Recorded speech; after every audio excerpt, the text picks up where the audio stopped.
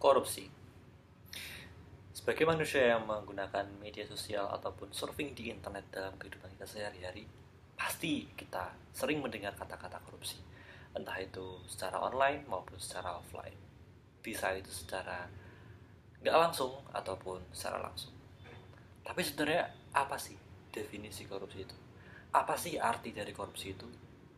Nah, korupsi berasal dari bahasa Latin, yaitu corruptus atau corruption, yang artinya buruk, menyimpang dari kesucian, perkataan menghina, atau memfitnah. Menurut Black Law Dictionary di modul tindak pidana korupsi KPK, korupsi adalah satu perbuatan yang dilakukan oleh seseorang atau sekelompok orang dengan sebuah maksud untuk mendapatkan beberapa keuntungan yang bertentangan dengan tugas yang resmi dan kebenaran-kebenaran lainnya. Nah, biasanya korupsi ini melibatkan tindakan seperti suap, ya, penggelapan, pemerasan, nepotisme, dan penyalahgunaan dana atau sumber daya yang harusnya digunakan untuk kepentingan umum. Korupsi dapat terjadi di berbagai sektor seperti pemerintahan, bisnis, pendidikan, kesehatan, dan seringkali itu berdampak negatif terhadap pembangunan ekonomi, sosial, dan politik suatu negara. Korupsi dapat menghambat kemajuan, memperburuk ketidakadilan sosial, dan menurunkan kepercayaan publik terhadap institusi negara. Korupsi melibatkan berbagai tindakan seperti suap, pemerasan, penggelapan, nepotisme, bahkan penyalahgunaan sumber daya yang seharusnya digunakan untuk kepentingan umum. Korupsi juga sendiri dapat terjadi di berbagai sektor. Nah, seperti di Indonesia, itu terjadi di sektor pemerintahan, bisnis, pendidikan, dan juga kesehatan. Korupsi berdampak buruk bagi pembangunan ekonomi, sosial, dan politik suatu negara. Bahkan, korupsi sendiri dapat menghambat kemajuan dan memperburuk ketidakadilan sosial dan menurunkan kepercayaan masyarakat tentang institusi negara. Dalam konteks hukum, korupsi ini dianggap sebagai kejahatan yang serius dan banyak negara yang memiliki undang-undang yang dirancang untuk memerangi korupsi. Salah satunya di Indonesia terdapat dalam Undang-Undang Nomor 31 Tahun 1999 tentang pemberantasan tindak pidana korupsi dengan beberapa perubahan yang terdapat dalam Undang-Undang Nomor 20 Tahun 2001. Selain itu juga organisasi seperti PBB juga membentuk UNCIC atau United Nations Convention Against Corruption yang berfokus pada pencegahan korupsi, penguatan sistem hukum, dan kerjasama internasional dalam pemberantasan korupsi. Nah teman-teman, kita masuk ke pandangan agama Kristen Protestan mengenai korupsi. Jadi, dalam ajaran Kristen Protestan sendiri, korupsi ini dianggap sebagai dosa yang bertentangan dengan kehendak Tuhan. Alkitab juga secara tegas mengajarkan nilai-nilai kejujuran, keadilan, dan integritas dalam kehidupan pribadi maupun sosial. Nah, berikut ada beberapa pandangan utama Kristen Protestan mengenai korupsi. Nah, yang pertama itu adalah korupsi sebagai dosa dan pelanggaran moral. Jadi korupsi ini adalah tindakan yang bertentangan dengan kehendak Tuhan karena mencerminkan keserakahan, ketidakadilan, dan penyalahgunaan kekuasaan. Yang kedua, itu ada kejujuran sebagai prinsip hidup yang diperintahkan oleh Tuhan. Jadi, Kristen Protestan sendiri menekankan pentingnya hidup dalam kejujuran dan menjauhi tipu daya. Di Efesus 4 ayat 28 menyatakan, orang yang mencuri, janganlah ia mencuri lagi, tetapi baiklah ia bekerja keras dan melakukan pekerjaan yang baik dengan tangannya sendiri, supaya ia dapat membagikan sesuatu kepada orang yang berkekurangan. Nah, ayat ini mengajarkan bahwa mencari rezeki dengan cara yang benar lebih baik daripada memperoleh harta dengan cara curang atau korup. Yang ketiga itu korupsi merugikan sesama dan bertentangan dengan prinsip kasih. Dalam Matius 22 ayat 39, Yesus mengajarkan kasihilah sesama manusia seperti dirimu sendiri. Nah, korupsi ini melanggar prinsip kasih karena mengakibatkan ketidakadilan, merampas hak orang lain, dan menyebabkan penderitaan bagi masyarakat terutama yang miskin. Nah, yang keempat itu ada hukuman Tuhan terhadap orang yang tidak adil. Alkitab menegaskan bahwa Tuhan menghakimi mereka yang bertindak curang dan tidak adil. Hal ini juga berarti dan sekaligus menunjukkan bahwa untuk kehidupan dunia yang sekarang, Tuhan tidak berkenan kepada pemimpin atau pejabat yang mungkin menyalahgunakan kekuasaan mereka. Dan yang terakhir itu ada tanggung jawab orang Kristen dalam melawan korupsi.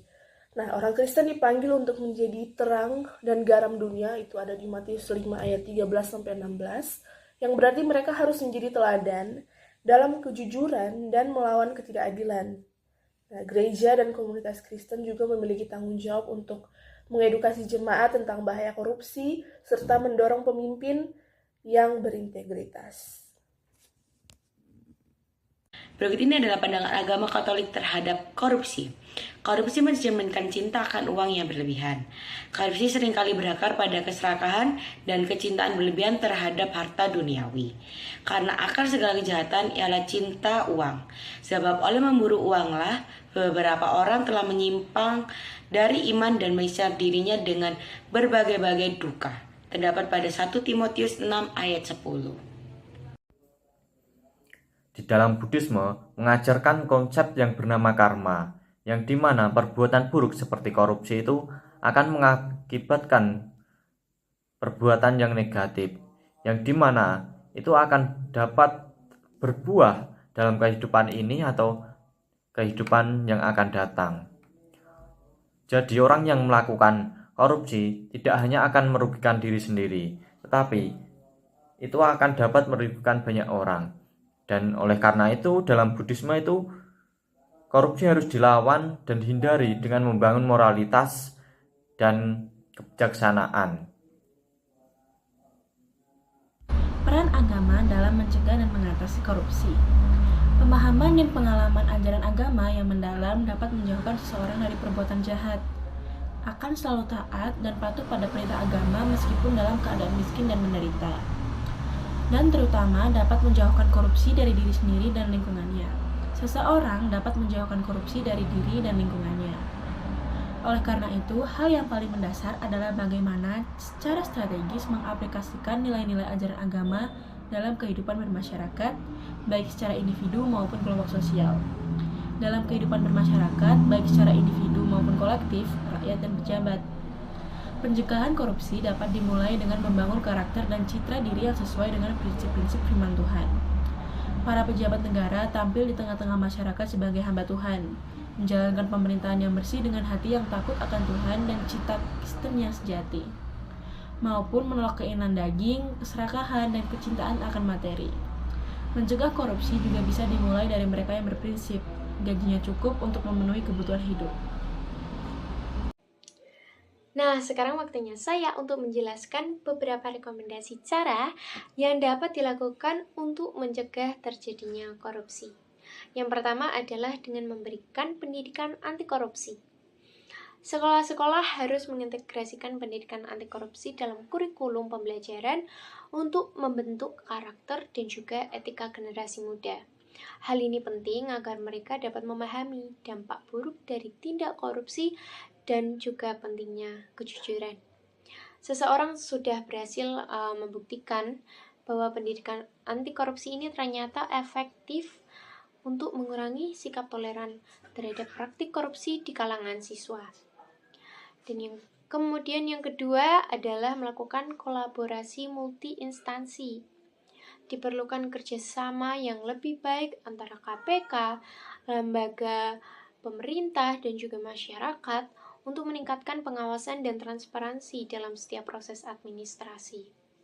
Melalui pendekatan yang kolaboratif, pengawasan terhadap penggunaan anggaran dan layanan publik ini kiranya dapat lebih efektif.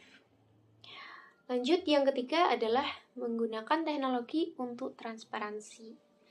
Penerapan teknologi informasi dalam pengelolaan proyek publik akan meningkatkan transparansi. Nah, salah satunya adalah menggunakan sistem e-government. Apa itu sistem e-government? Jadi ini adalah teknologi informasi dan juga komunikasi yang dimanfaatkan pemerintah untuk memberikan pelayanan dan juga informasi kepada masyarakat, seperti menyampaikan pelayanan publik ataupun proses kepemerintahan yang demokratis. Jadi sistem e-government ini memungkinkan masyarakat untuk mengakses informasi terkait anggaran dan juga pelaksanaan proyek, sehingga nantinya dapat mengurangi peluang terjadinya korupsi. Kemudian yang keempat adalah penegakan hukum yang konsisten. Penegakan hukum terhadap pelanggar korupsi itu harus dilakukan secara lebih tegas dan juga adil. Sanksi yang lebih berat dan pengawasan ketat itu dapat diberikan kepada mereka para pelaku tindak korupsi untuk memberikan efek jerah. Yang kelima itu adalah melakukan kampanye kesadaran publik. Pemerintah dan lembaga non-pemerintah perlu meluncurkan kampanye kesadaran publik tentang bahayanya korupsi dan juga pentingnya integritas. Hal ini dapat menciptakan budaya anti korupsi yang lebih kuat di tengah-tengah masyarakat. Dan yang terakhir yaitu memberikan perlindungan kepada whistleblower. Apa itu whistleblower? Jadi mereka ini adalah para pelapor tindak kejahatan. Nah, pentingnya menyediakan perlindungan terhadap para pelapor kasus tindak kejahatan seperti korupsi itu tidak bisa diabaikan. Kebijakan yang memberikan keamanan kepada whistleblower ini akan mendorong lebih banyak orang untuk melaporkan tindakan-tindakan korupsi tanpa rasa takut akan nantinya mendapat pembalasan atau mendapat ancaman-ancaman dari para pelaku korupsi. Nah, setelah kita mendengarkan penjelasan-penjelasan tadi, kita dapat tarik kesimpulan bahwa korupsi itu merupakan perbuatan yang memang sengaja dilakukan oleh seseorang maupun kelompok dengan maksud untuk mendapatkan suatu keuntungan. Nah, salah satu tindak kejahatan ini tak sedikit membawa dampak buruk bagi suatu negara, termasuk Indonesia. Karena seperti yang kita tahu ya, Indonesia itu kasus korupsinya gede sekali, dan baru-baru ini pun juga ada kasus korupsi yang muncul di berita. Nah, hal ini tuh sudah menyebabkan negara mengalami kerugian yang amat besar, serta kepercayaan masyarakat terhadap pemerintah itu menjadi menurun. Nah, agama-agama yang di Indonesia itu secara garis besar memandang bahwa korupsi itu merupakan suatu bentuk dosa dan tindakan yang menyimpang dari ajaran agama. Karena agama-agama itu pasti mengajarkan tentang hal yang baik ya. Gak mungkin agama itu malah mendorong umatnya untuk melakukan suatu tindak kejahatan seperti korupsi. Tapi, kita perlu ingat nih, bahwa orang yang beragama belum tentu tidak melakukan korupsi. Mereka juga bisa saja melakukan korupsi karena beberapa alasan, pastinya.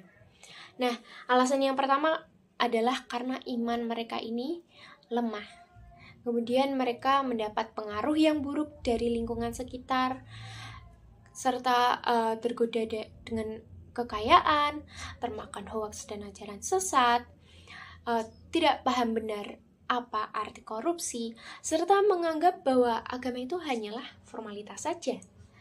Nah, dengan melaksanakan beberapa rekomendasi, ya seperti yang sudah saya jelaskan tadi ya, ada 6 poin tadi, diharapkan pencegahan korupsi di Indonesia ini dapat lebih efektif dan dapat menciptakan masyarakat yang lebih adil serta berintegritas.